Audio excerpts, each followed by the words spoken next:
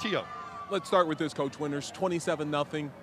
Your sideline looked a little listless, but then you got a nice spark and a boost in the fourth quarter, and your team seemed to take a little bit of boost from the way you played in the fourth quarter. Yeah, they did. You can't fumble the ball. I mean, we came out, we fumbled it 3 times first half, and then we fumbled it the first drive. You know, it's tough, but these kids don't give up. And it's kind of like every time they're out there, they learn a little bit more. Mm-hmm. And it's disappointing that the defense kind of folded in the end. But, you know, we got to play these guys again, so we'll see. Chase Churchill looked like he felt a little more comfortable in the fourth quarter. Did he do enough tonight to convince you that he should remain your starting quarterback, or is that something to be determined? It's something to be determined. I don't know if anybody's beating him out. You know what I mean? We'll have to go back to the drawing board and see what we have. Final question for me, and I will pay the fine if this comes to it. But that call in the end zone at the end when Trey Davis's shoulder pad had popped out, what kind of explanation did you get from the officials? I didn't think it interfered with them. They didn't think the hold interfered with them. Got it. Okay. Is what they said. I can't tell you how stupid that is. I mean, that is the most idiotic, nonsensical explanation I've ever heard. And I'm not saying that I'm perfect. Right. But if a guy holds and he pulls and you miss the ball by like inches, right, it's a penalty. His whole shoulder pad was out. And right. It doesn't pop out. Yeah, it doesn't pop out for no reason. Yep, exactly. Coach Winters, see you in a couple of weeks. You're paying the fine. Yes, I am. Rod and Joe, it looks like I'll be out a few thousand. Back to you guys up there in the booth. Well, you can use that to pay for the seat in the president's booth. Tony, if you were a little nicer to us, we might have helped with that fine, but now that's off the table too. Thanks, guys. So, appreciate it. No problem. Hey, he's right, and I love his answers, and I think we enjoyed that answer. And Always I'm glad we weren't on answers. camera watching our reactions to that. It doesn't make up for the Warriors losing the game, but I love that Coach Winters will speak his mind, and he called it, and he's right. Yeah, you can't say it didn't affect the play when his shoulder pad is up. I mean, it is what it is. And the fact that they're showing it on the scoreboard, and he's pointing to the guy trying to say, just look, and he won't turn his head. Look right there He won't at that. turn his head. Hey, as it is, the Warriors lose 41-21. A lot more highlights in this game than we thought there were going to be after the first quarter. You thought there were. Rod thought there were always going to be highlights. I was wrong. He was right. This time. First highlights came in the second quarter. Chase Churchill getting sacked, getting stripped, and that sets up the first points after this pass to Williams. It'll set up a field goal from Luxick. And of the turnovers that Coach Winters was talking about, that's probably not one of them. And the ball is a little loosey-goosey, leads to this field goal, and this 3-0 Saginaw Valley. The Warriors are not out of the game at this point. It's just the preponderance of more of these, and this is just another good play. Galliard, great catch. And then there goes that guy running hard, Tommy Scott. And now, how about this? What do you do?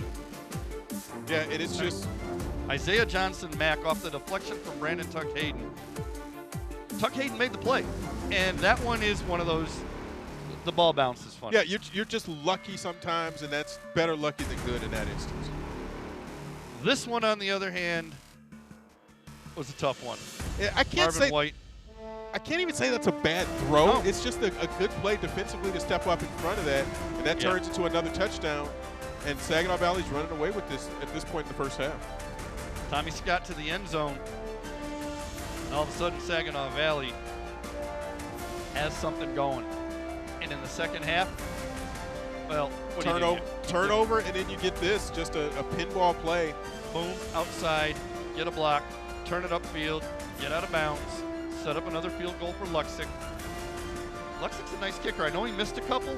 This isn't an easy place to play or to kick. It's not Soldier Field, but it's not easy either. Now there's a fumble he didn't like. Yeah. Not that he likes any, but he really didn't like that one.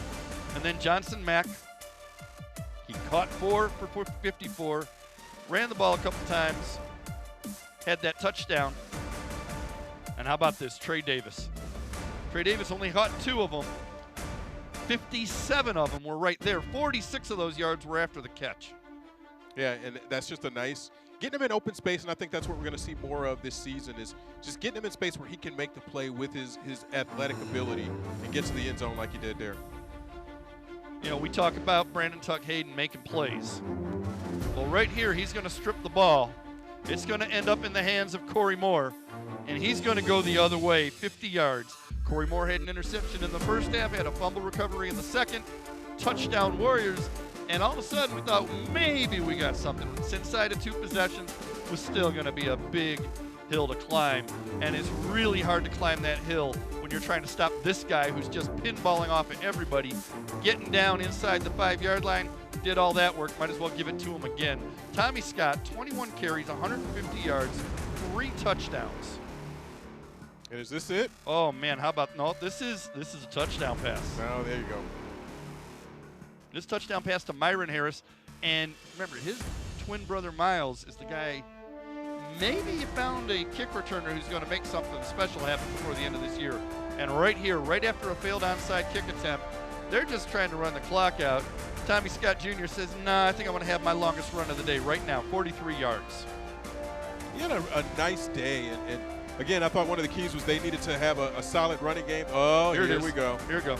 Here we go. Yeah. That's not the view. Here's the view. Watch this. That didn't affect the play at all. Oh, not that at one right all, there. and it's off his fingertips. Coach is right. And it's not some scrub receiver who may or may not have caught it. It's one of the best receivers in the GLIAC. Yeah, and you see the numbers there, heavily weighted toward the Cardinals, 439 total yards and 23 first downs. You can't get out first down like that, and the turnovers do kill you, and all those things add up to a loss. Still, the Warriors, Tony talked to Coach about it. They didn't quit. You found a little spark. You still can't commit the turnovers. You come back. You try to win next week. You try to win in 2 weeks when we're back here for homecoming. But it was a lot more entertaining in the second half than it was in the first. Yeah, and I think it's something to build on for the Warriors to look toward next week when they start the conference season, that they can feel like they've got some film on Churchill, building off of that second half last week, and now the game today. That he wouldn't commit to him being the starting quarterback, but you can see some of his strengths and what he does well. You can see where it's going, and we'll see where it ends up in a couple of weeks when we're back here for Michigan Tech. It'll be homecoming here at Tom Adams Field on October 9th, a 6 o'clock kickoff. Hope you're with us.